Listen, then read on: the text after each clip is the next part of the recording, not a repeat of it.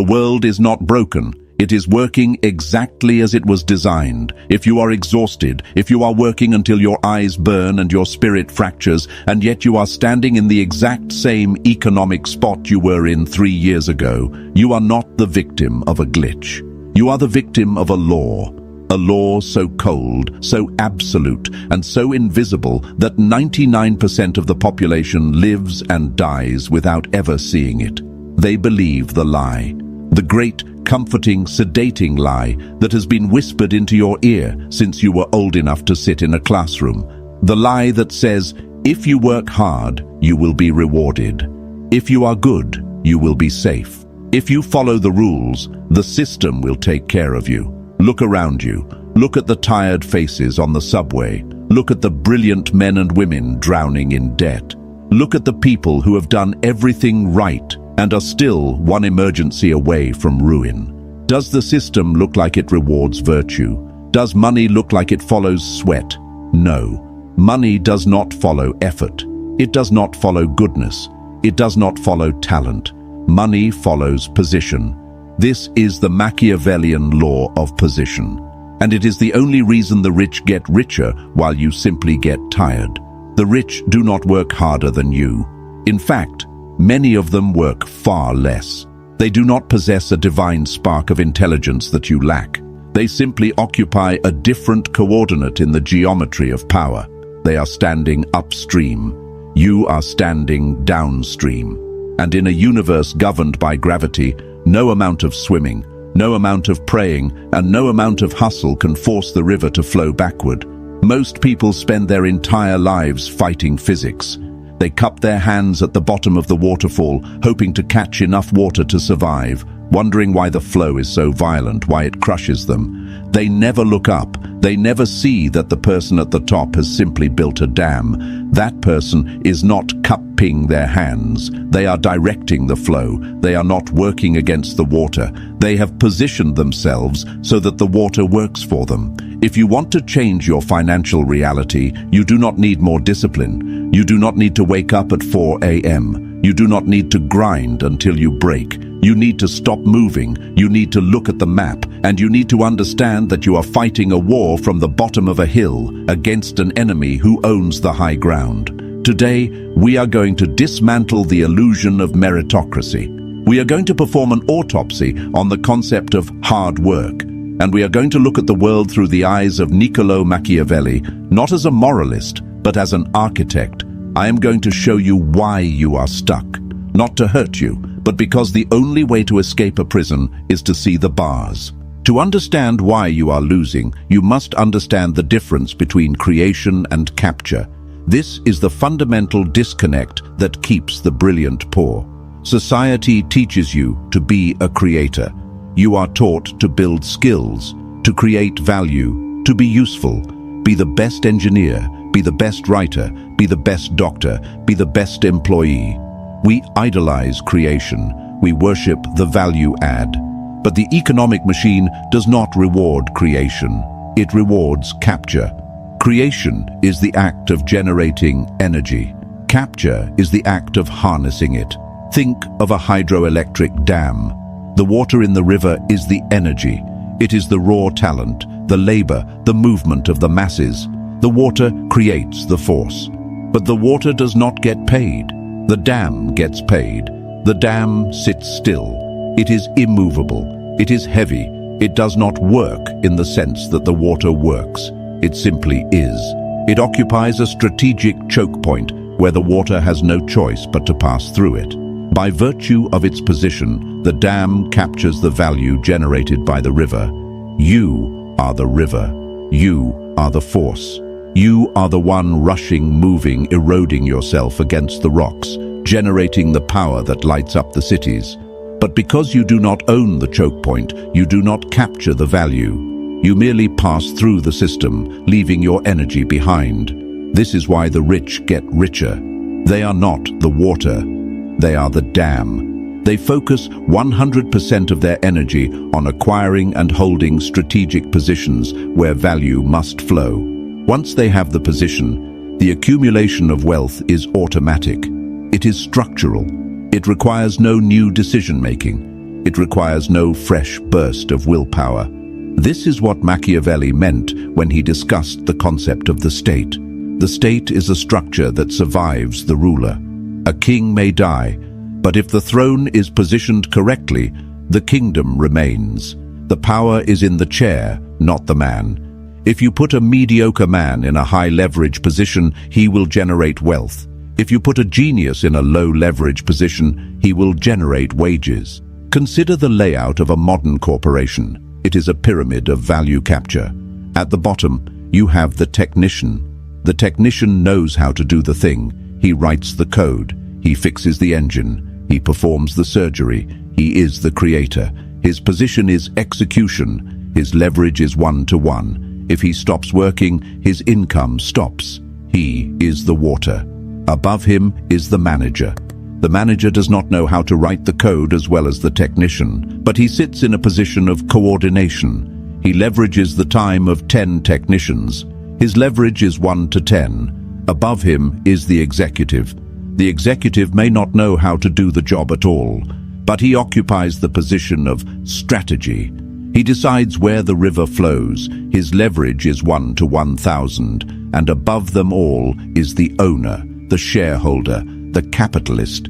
He does not execute, he does not coordinate, he does not even strategize. He owns. His position is equity. His leverage is infinite. He can be in a coma and his net worth will increase. Why?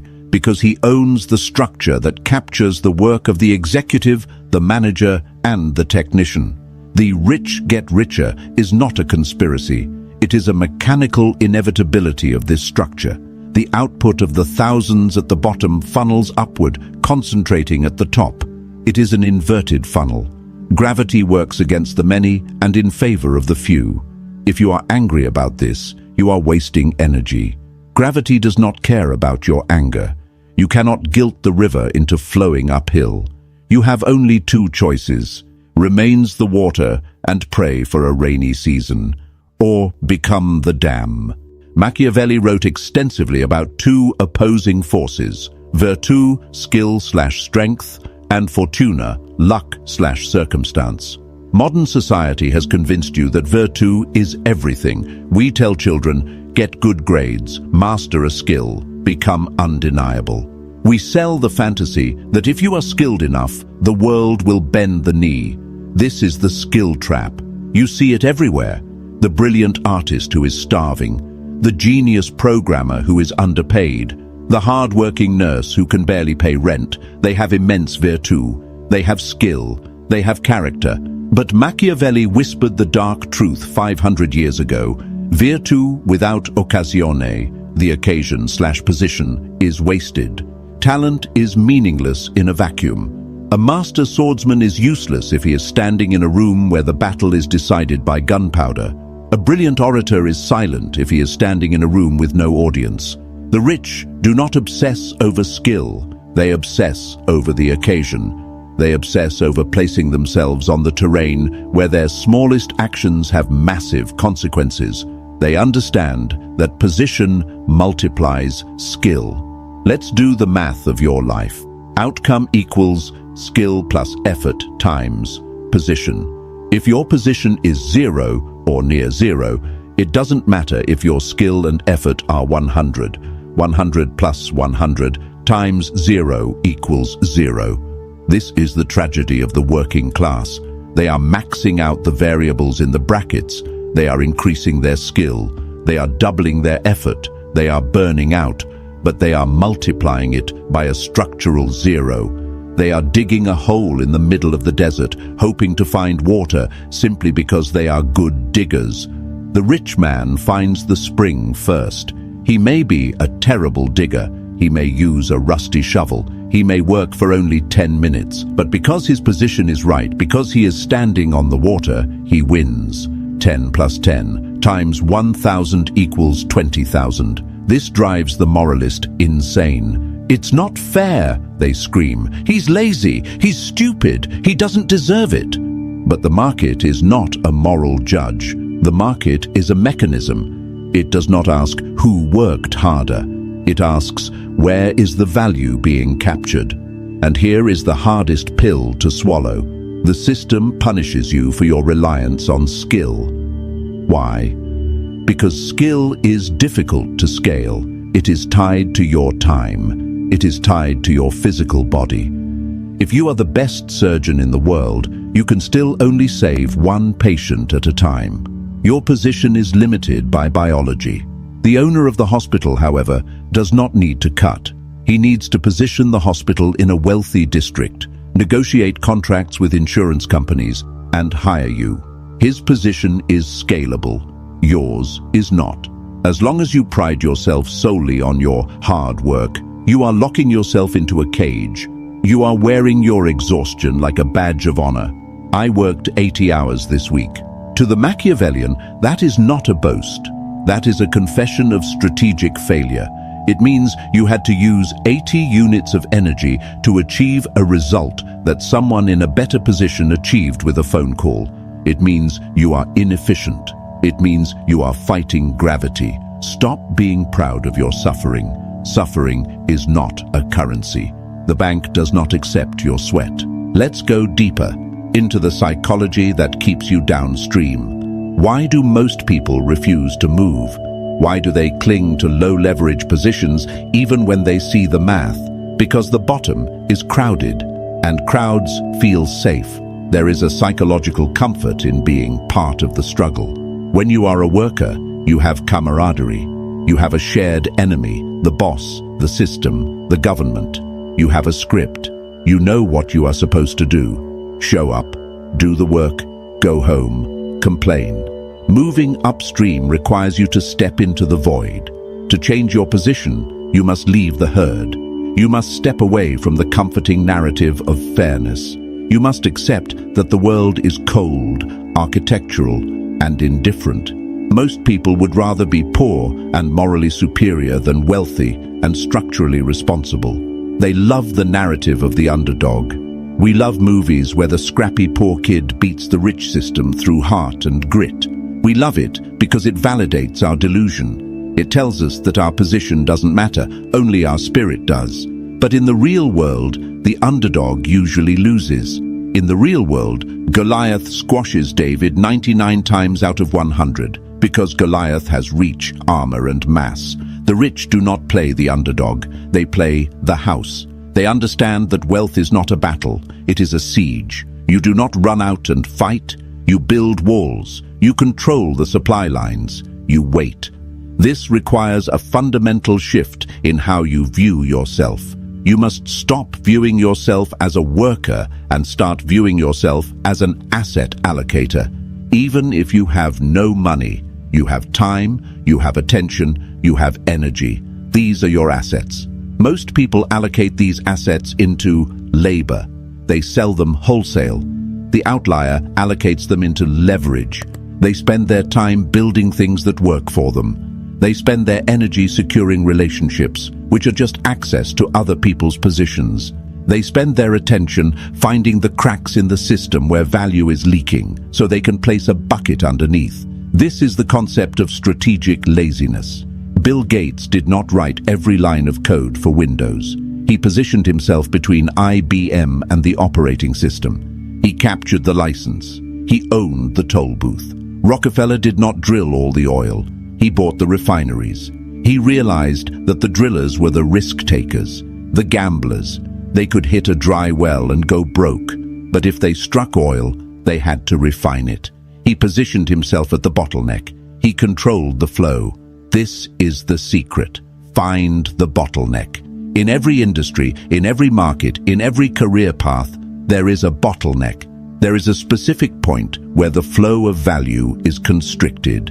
In the gold rush, the bottleneck was not the gold, it was the shovels. In the internet age, the bottleneck was not the content, it was the search engine, Google.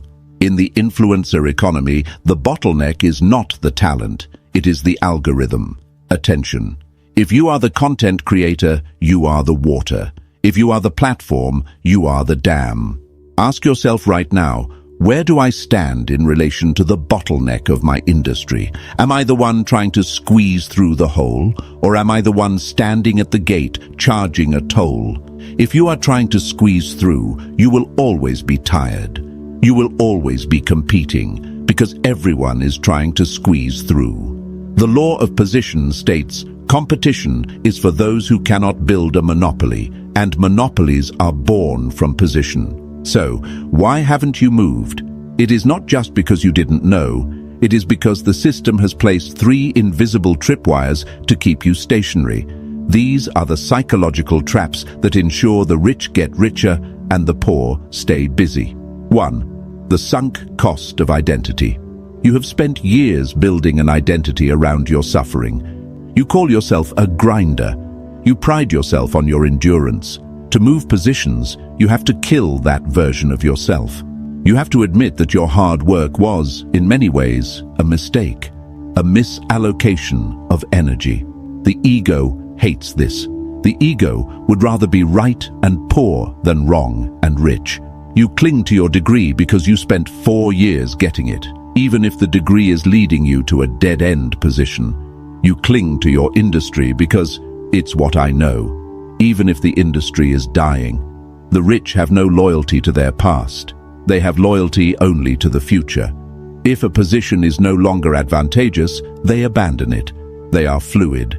They are mercenaries of value. 2. The salary addiction. A salary is the most effective drug ever created. It is a bribe. The system pays you just enough to kill your ambition, but not enough to buy your freedom. It provides a steady, predictable drip of dopamine. 2 weeks, paycheck. 2 weeks, paycheck. This rhythm hypnotizes you. It makes you fear the irregularity of ownership. Wealth is lumpy. It does not come in smooth bi-weekly increments. It comes in droughts, and then it comes in floods. To change positions, you must be willing to endure the drought to build the dam for the flood. But the salary addict cannot handle the withdrawal. They need the hit, so they stay in the position of the employee, trading their infinite potential for a finite drip. 3. The illusion of risk. You are told that moving upstream is risky. Starting a business is risky. Investing is risky. Negotiating for equity is risky. So you stay in the safe position. But look at the reality. Who is more at risk? The person who owns the stream or the person who drinks from it? If the stream dries up, the owner moves to a new stream. He has the map. He understands the terrain. The drinker dies of thirst. Employment is the riskiest position of all because you have a single point of failure. One boss, one company, one industry. If that connection is severed, you have zero leverage. The rich get richer because they are diversified. They occupy multiple positions. They have multiple dams on multiple rivers. They have redefined safety not as stability, but as control. You think safety is a steady paycheck. They know safety is owning the checkbook. So, how do we begin the migration? How do we move from the downstream struggle to the upstream capture? We must stop thinking in terms of career ladders. Ladders are for climbing. We are not climbing. We are traversing. We are moving laterally from high-effort/low leverage zones to low-effort/high leverage zones. This requires a new map, a map of the hierarchy of leverage.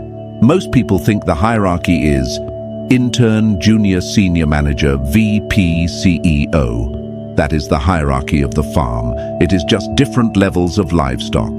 The VP is just a cow with a shinier bell than the intern. He is still on the farm. He is still being milked for his time. The real hierarchy, the hierarchy of wealth, is invisible to the corporate ladder. Level 1, the laborer, the time seller. You sell time. You have zero leverage. You are paid only when you bleed. Level 2, the merchant, the transaction maker. You sell products or outcomes. You have slight leverage. You can sell while you sleep, but you still have to source, ship, and service. Level 3, the architect, the system owner. You own the code, the media, the patent, or the process. The product replicates itself. Your leverage is detached from your marginal cost. Level 4, the capitalist, the resource allocator. You move money to where it breathes. You do not touch the product. You do not touch the customer. You touch the structure. The goal of your life must be to migrate up this hierarchy. And here is the brutal truth. You cannot work your way from level 1 to level 4. You cannot labor so hard that you become a capitalist. You have to jump. You have to change the nature of your income, not the amount. A doctor earning $500,000 a year at level 1 is still poorer than a software owner earning $100,000 a year at level 3. Why? Because the doctor is trapped. His income is a golden handcuff. He has to keep cutting to keep eating. The software owner is free. His income is a seed. He has time to think, to plan, to move to level 4. The rich get richer because they play the game of time. They buy back their time immediately. They use their first wealth to purchase their freedom, and then they use their freedom to purchase more wealth. You use your wealth to purchase comfort. You buy a better car to drive to the job that enslaves you. You buy a bigger house to sleep in between shifts at the factory of your soul. You are using your money to make your cage more comfortable. They are using their money to buy the key. This is the fundamental difference in position. The consumer versus the owner. How do you move from the bottom of the pyramid to the top? How do you shift from the one who pushes the boulder to the one who owns the mountain? You do not ask for permission. You do not wait for a promotion. Promotions are the crumbs the system feeds you to keep you from baking your own bread. You must utilize the vacuum strategy. Machiavelli understood that power is not given, it is filled. Power flows like water into empty spaces. If you want to capture value, you must find a void in the system. A problem that is burning, a need that is screaming, a question that has no answer. And you must position yourself as the only thing that fills that void. Most people try to compete in crowded spaces. They see everyone starting a podcast, so they start a podcast. They see everyone learning coding, so they learn coding. They are mimicking. They are adding noise to noise. The rich do the opposite. They look for the silence. They ask, what is the one thing that the powerful people in this industry are terrified of? What is the bottleneck that is costing them millions? When you identify that void, you do not politely offer to help. You position yourself in the center of it. If a company is bleeding because they cannot retain clients, you do not apply for a job in customer success. You build a system that automates retention and you sell the result, not your time. You become the cork in the hole of the sinking ship. When you are the cork, you dictate the price.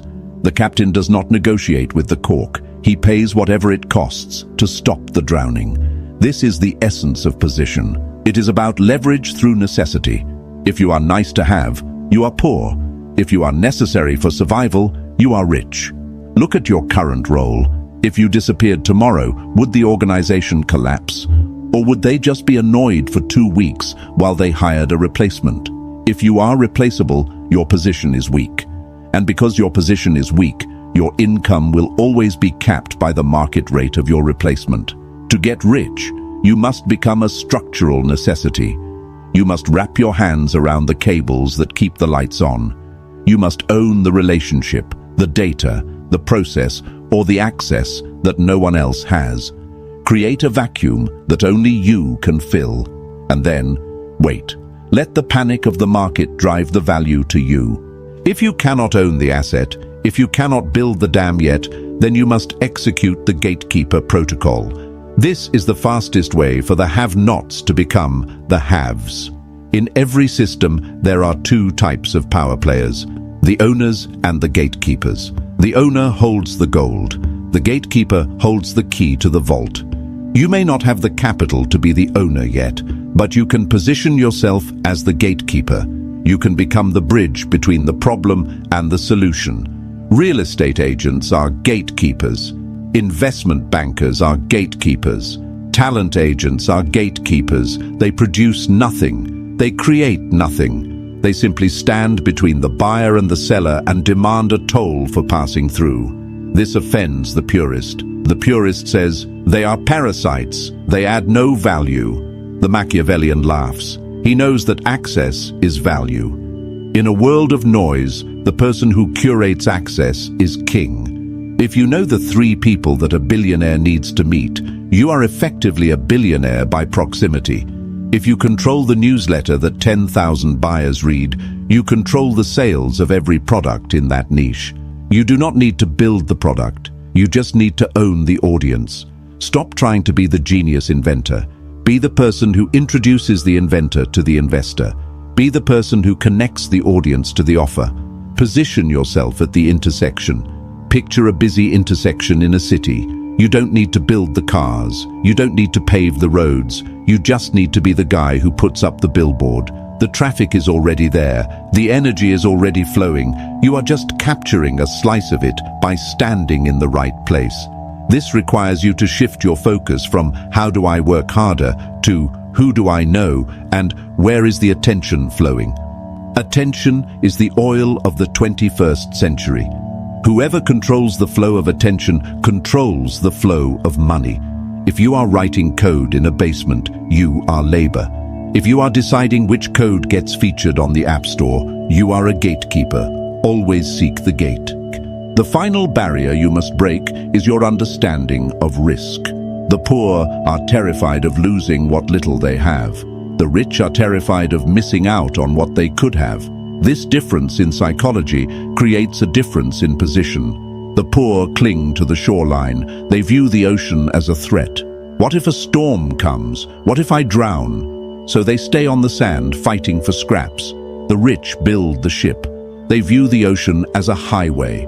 To change your position, you must invert your relationship with risk. You must realize that staying still is the most dangerous move on the board. In a rapidly changing economy, the safe job is a ticking time bomb. Automation, AI, and globalization are eroding the bottom of the pyramid.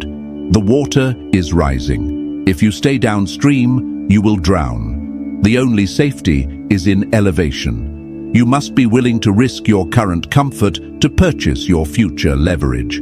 This might mean quitting the job that pays you well but teaches you nothing. It might mean investing your savings into a business instead of a car. It might mean looking like a fool for 2 years while you build something that doesn't pay you yet.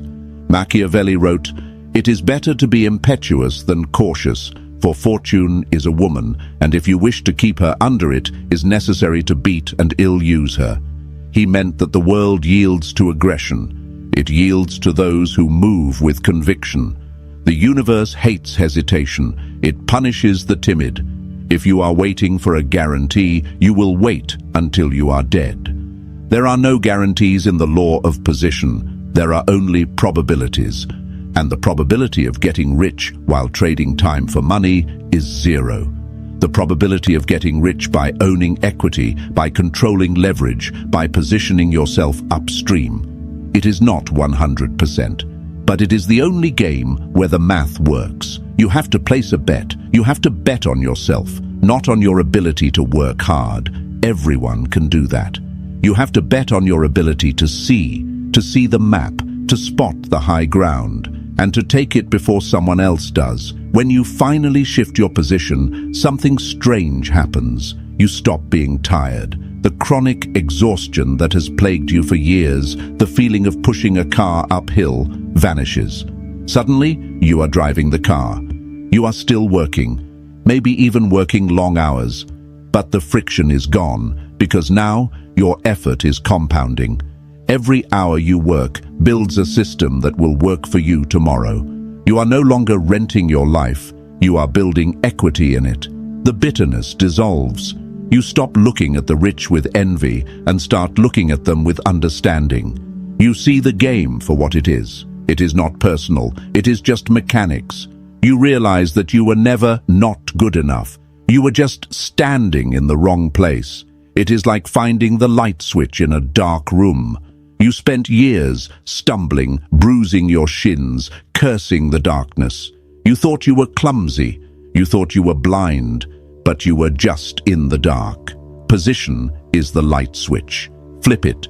Move from labor to leverage. Move from downstream to upstream. Move from competing to dominating. Machiavelli's final lesson to the prince was this: do not be hated. But in the modern world, the lesson is, do not be ignored. Poverty is the state of being ignored by the market. Wealth is the state of being essential to it. Your task, starting today, is to audit your life with cold, surgical detachment. Look at your income source. Is it leverageable? Look at your daily tasks. Are you building a dam or carrying water?